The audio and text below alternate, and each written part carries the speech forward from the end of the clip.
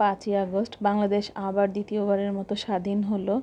তো ভিডিওটা যখন আমি করছিলাম খুবই ভয়ে ভয়ে করছিলাম, কারণ কি হতে যাচ্ছে কি হবে তখন পর্যন্ত জানতাম না যে আসলে বাংলাদেশের সব মানুষ স্বাধীনতা আবার ফিরে পাবে, কথা বলার সাহস পাবে।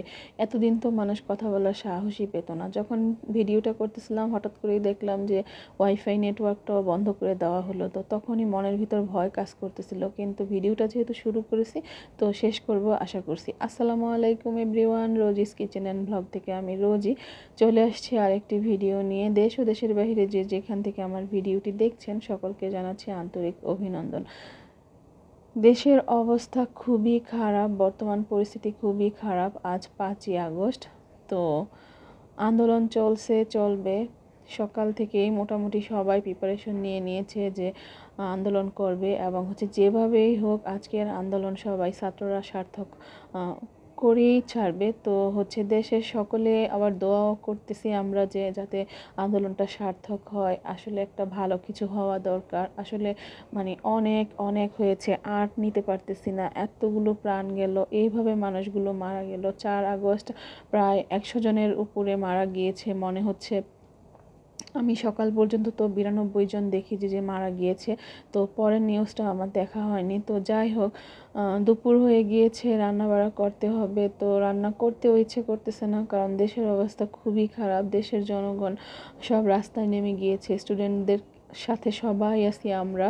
তো স্টুডেন্টরা খেয়ে না খেয়ে আন্দোলন করতেছে, আমরা তো তবু ঘরে বসে আছি, রান্নাবাড়া করতেছি, খাবো, কিন্তু ওরা কি খাবে, ওরা কি করতেছে সেটার জন্য খারাপ লাগতেছে যে এত এত মানুষ ঢাকা উদ্দেশ্যে রওনা দিয়েছে, কারোর কাছে তো কোনো খাবার নাই। তো মানে অনেক টাকাও নাই মানুষের হাতে, আর থাকলেও কারফিউ চলতেছে, সব কিছু বন্ধ। তো মানুষজন খাবে কি, খুবই টেনশন লাগতেছে, খুবই খারাপ লাগতেছে। দেশের হঠাৎ করে এরকম পরিস্থিতি হয়ে গেল। গত কত দিন থেকে চলছে, সেই জুলাই থেকে চলতেছে এই সমস্যা, কোটা বিরোধী আন্দোলন। তো এই আন্দোলনকে কেন্দ্র করে এখন এটা এক দফাতে চলে গিয়েছে। এখন আজ 5ই আগস্ট, আজকে মনে হচ্ছে যে কিছু একটা হয়েই ছাড়বে। তো এখন প্রায় বাজে 12টা 30। আমার রান্না এখনো হয়নি, সকাল থেকে বসেই আছি, কিছুই ভালো লাগছে না। মন চাচ্ছে যে আন্দোলনে আমরাও চলে যাই, কিন্তু একদম ছোট বাচ্চা আছে বাসায়, ওকে কার কাছে রেখে যাব সেই চিন্তা করে আর ঘর থেকে বের হইনি। কিন্তু রান্না করব বলে রান্নাও বসাইনি।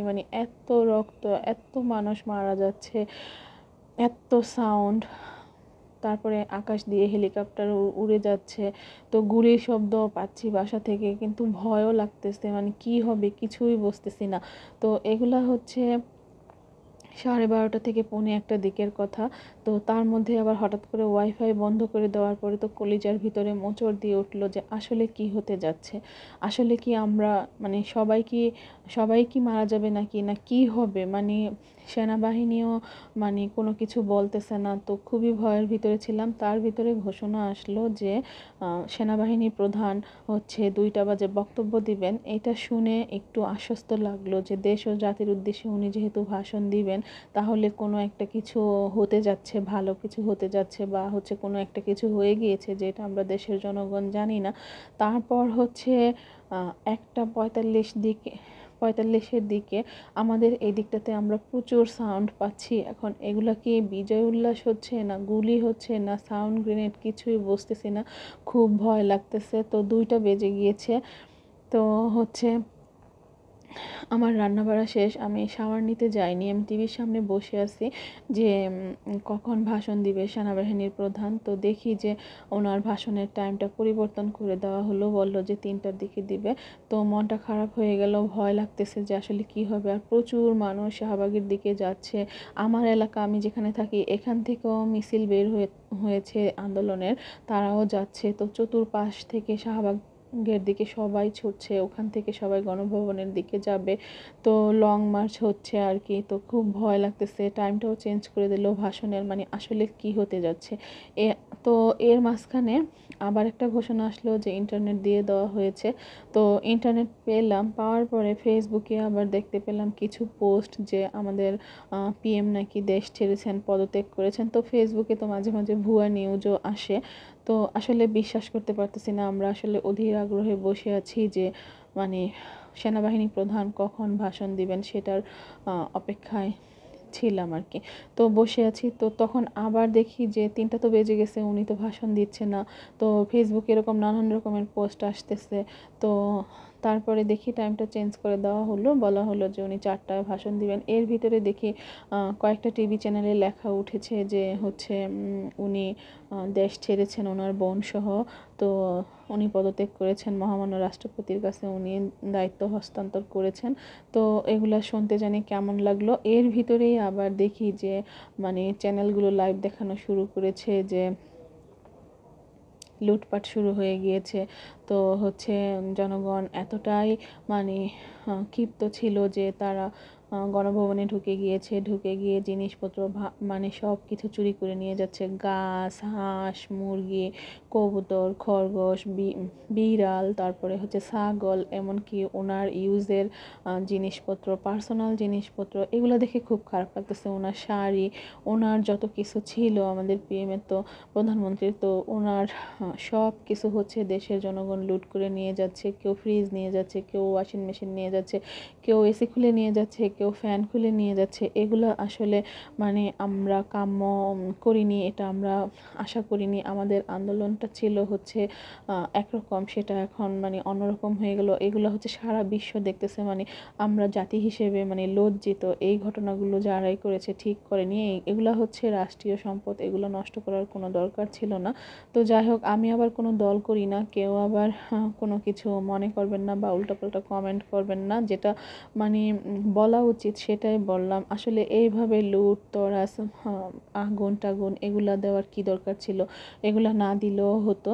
তো মানে জনগণ অতিরিক্ত ক্ষিপ্ত হয়ে গিয়ে এই কাজগুলো করেছেন। তো যাই হোক, মানে খুব খারাপ লাগলো এগুলো দেখে। আসলে পরাজয় জিনিসটা এতটাই ভয়ঙ্কর, মানে এইভাবে যে একটা দেশের প্রধানমন্ত্রীকে বিদায় নিতে হবে, মানে এটা আসলে কল্পনার বাইরে ছিল। তো যাই হোক, মানে সবাই ভালো কিছুই আশা করেছিল। তো যাই হোক, সেই শেষটা খুবই খারাপভাবে হয়েছে। আর দেশের জনগণ যে ক্ষিপ্ত হয়ে যে লুটতরাজগুলো করেছে, এগুলো আসলে ঠিক করেনি।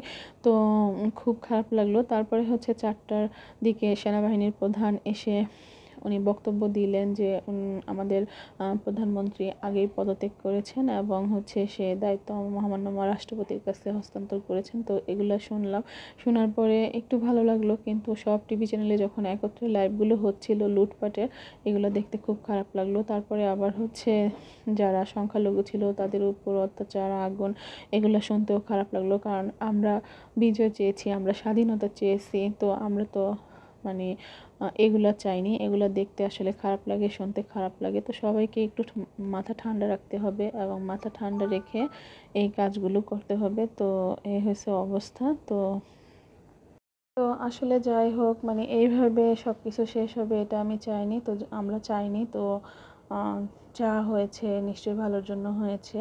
তো মানে দেশে শান্তি ফিরে আসুক, এটাই আমরা চাই। সেনাপ্রধান যিনি দায়িত্ব নেবেন উনিও আশা করি সব কিছু ভালোই করবেন। তো তারপর হচ্ছে দেশে নির্বাচন হোক আর যাই হোক, মানে দেশটা যাতে আর এরকম না থাকে এটাই আশা করি। তো গল্পে গল্পে আমার হচ্ছে মাছ রান্না হয়ে গিয়েছে এবং হচ্ছে লাল শাক ভাজিটাও প্রায় হয়ে গিয়েছে, এখন বাগার দিয়ে নিব। তো দেশের জন্য সবাই দোয়া করবেন, আমরা যেন শান্তিতে বসবাস করতে পারি আমাদের এই স্বাধীন দেশে। দেশ আমাদের আগেও স্বাধীন ছিল। তো যে আন্দোলনটা ছিল সেই আন্দোলনটা যে সাকসেস হয়েছে এটাই অনেক কিছু, এবং হচ্ছে সব কিছু যাতে ঠিক হয়ে যায় সেটাই আমরা আশা করব। মারামারি, হানাহানি, রক্ত এগুলো আমরা আর চাই না, খুন টুন এগুলো আমরা আর চাই না। সব কিছু যাতে ঠিক হয়ে যায়, আমরা যাতে শান্তিপূর্ণভাবে বসবাস করতে পারি, এটাই সকলে দোয়া করবেন। এবং হচ্ছে দেশ ও দেশের বাইরে যারা আমার ভিডিওটি দেখলেন, আমি যদি ভুল ত্রুটি কিছু বলে থাকি সেটা ক্ষমা সুন্দর দৃষ্টিতে দেখবেন। এবং যারা আমার চ্যানেলটি এখনও সাবস্ক্রাইব করেননি তারা আমার চ্যানেলটি সাবস্ক্রাইব করে দিয়ে পাশে থাকা বেল আইকনটি চেপে দিবেন, তাহলে আমার নতুন নতুন ভিডিওগুলো আপনারা পেয়ে যাবেন সাথে সাথে। আর যারা আমার নিয়মিত সাবস্ক্রাইবার আছেন তারা অবশ্যই কমেন্ট করে জানাবেন যে আমার ভিডিওগুলো আপনাদের কেমন লাগে। যদি ভালো লাগে একটা লাইক, একটা কমেন্ট এবং একটা শেয়ার করে দিবেন। আপনাদের কমেন্ট পেলে আসলে হচ্ছে আমার অনেক ভালো লাগে। তো ভালো থাকবেন সবাই। আসসালামু আলাইকুম।